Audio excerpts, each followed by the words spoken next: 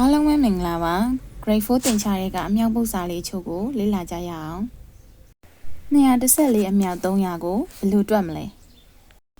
ရာပြေကိန်း300ဟာ3ရဲ့တရားစားဖြစ်တဲ့အတွက်သူ့ကို3အမြောက်100လို့ခွဲလိုက်ပါမယ်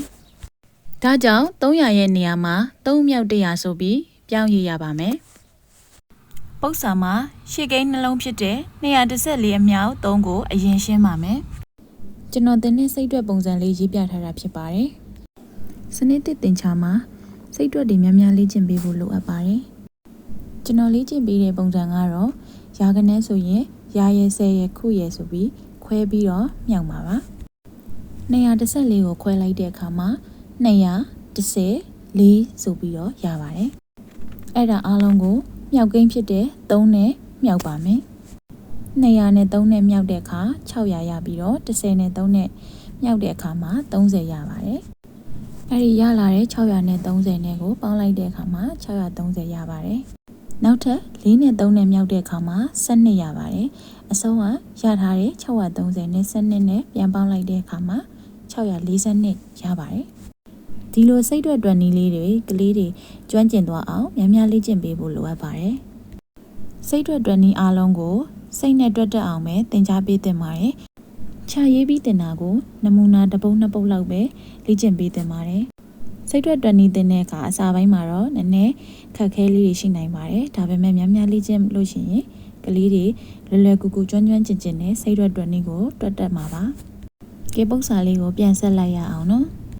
။ရလာတဲ့642နဲ့100ကိုထပ်ပြီးမြောက်ပါမယ်။100နဲ့မြောက်လျင်3ညနှလုံးတိုးလာကြောင်းကိုရှေ့သင်ခန်းစာမှာသင်ကြားပြီးဖြစ်ပါတယ်။ဒါကြောင့်မလို့အဖြေကတော့64,200ဖြစ်ပါတယ်။နောက်ပုဒ်စာလေးတစ်ပုဒ်ဆက်တွက်ရအောင်နော်။400အမြောက်312ကိုရောဘယ်လိုတွက်မလဲ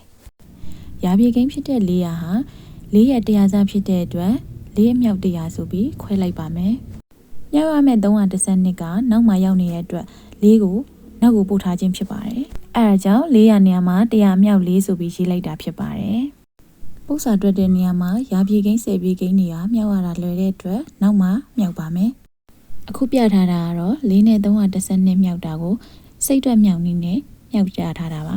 ။ရှုပ်တယ်ထင်ရပါမယ်။များများလေ့ကျင့်ပေးတဲ့အခါမှာကလေးတွေတကယ်တက်ပါတယ်။ကျွန်တော်လက်တွေ့သင်ကြားနေတာဖြစ်ပါတယ်။ရလာတဲ့အဖြေကိုသူ့ရဲ့အောက်မှာပဲရေးရမှာဖြစ်ပါတယ်။ဒါကြောင့်မလို့100မြောက်1248ဖြစ်ပါတယ်။အဖြေကတော့324,800ဖြစ်ပါတယ်။နောက်ထပ်လေ့ကျင့်ဖို့ပု္ပ္ပစာလေး2ပုဒ်ထပ်ထည့်ပေးထားပါတယ်။လေ့ကျင့်ကြည့်ပါနော်။နောက်ထပ်2900အမြောက်30ကိုရောဘယ်လိုတွက်ကြမလဲ။2900ကို29အမြောက်100ဆိုပြီးခွဲမယ်။30ကိုတော့3အမြောက်10ဆိုပြီးခွဲပါမယ်။အဲ့တော့2900နေရာမှာ29အမြောက်100လို့အစားထိုးရေးပြီးတော့30နေရာမှာ3အမြောက်10ဆိုပြီးစားထိုးရေးလိုက်ပါမယ်။မြောက်တဲ့အခါမှာ100နဲ့10ကိုပထမအဆင့်အနေနဲ့မြောက်ပါမယ်။သူတို့နှစ်ခုမြောက်လိုက်တဲ့အခါ1000ရပါတယ်။နောက်တစ်ဆင့်အနေနဲ့မှာ29နဲ့3နဲ့ကိုဆက်ပြီးမြောက်ပါမယ်။10ကဏ္ဍမြောက်နည်းစိတ်တွက်နည်းကိုတော့ Grade 3မှာသင်ကြားပြီးသားဖြစ်ပါတယ်။ကျွမ်းကျင်စွာမတက်ခဲ့တဲ့ကလေးတွေအတွက်ကတော့ပုံမှာပြထားတဲ့အတိုင်းသင်ပြပေးလို့ရပါတယ်။မြောက်လို့ရတဲ့81နဲ့1000နဲ့ကိုမြောက်လိုက်တဲ့အခါမှာ8100ရပါတယ်။ဒီလိုနဲ့နောက်ထပ်လေ့ကျင့်ဖို့အတွက်ပု္ပ္ပစာလေး3ပုဒ်ကိုထပ်ထည့်ပေးထားပါတယ်။လေ့ကျင့်ပြအောင်လေ့ကျင့်လိုက်ပါနော်။နောက်ထပ်သိလို့သောသင်ခန်းစာများကိုလည်း comment မှာမေးခဲ့ထားနိုင်ပါတယ်နော်။ Bye bye